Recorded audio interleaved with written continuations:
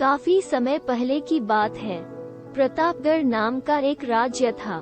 वहाँ का राजा बहुत अच्छा था, मगर राजा को एक सुख नहीं था। वह ये कि उसके कोई भी संतान नहीं थी और वह चाहता था कि अब वह राज्य के अंदर किसी योग्य बच्चे को गोद ले, ताकि वह उसका उत्तराधिकारी बन सके और आगे की बागडोर को सुचारू रूप से चला सके। और इसी को देखते हुए राजा ने राज्य में घोषणा करवा दी कि सभी बच्चे राजमहल में एकत्रित हो जाए। ऐसा ही हुआ। राजा ने सभी बच्चों को पौधे लगाने के लिए भिन्न भिन्न प्रकार के बीज दिए और कहा कि अब हम 6 महीने बाद मिलेंगे और देखेंगे कि किसका पौधा सबसे अच्छा होगा। महीना बीत जाने के बाद भी एक बच्चा ऐसा था जिसके गमले में वह बीज अभी तक नहीं फूटा था, लेकिन वह रोज उसकी देखभाल करता था और रोज पौधे को पानी देता था। देखते ही देखते 3 महीने बीत गए। बच्चा परेशान हो गया।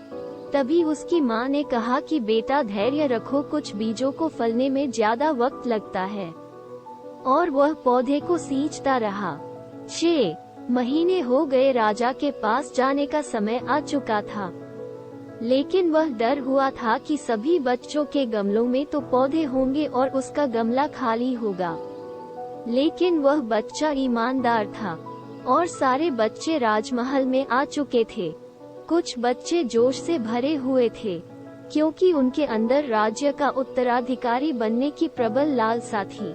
अब राजा ने आदेश दिया, सभी बच्चे अपने अपने गमले दिखाने लगे। मगर एक बच्चा सहमा हुआ था, क्योंकि उसका गमला खाली था। तभी राजा की नजर उस गमले पर गई। उसने पूछा, तुम्हारा गमला तो खाली है?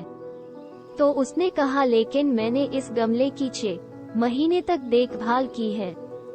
राजा उसकी ईमानदारी से खुश था कि उसका गमला खाली है, फिर भी वह हिम्मत करके यहाँ आ तो गया।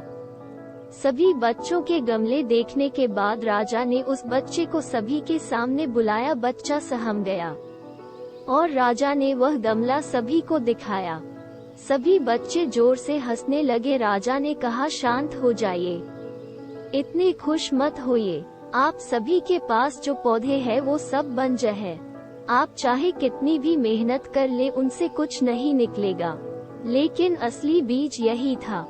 राजा उसकी ईमानदारी से बेहद खुश हुआ और उस बच्चे को राज्य का उत्तराधिकारी बना दिया गया।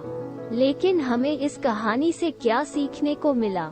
मेरे हिसाब से अपने अंदर ईमानदारी का होना बहुत जरूरी है।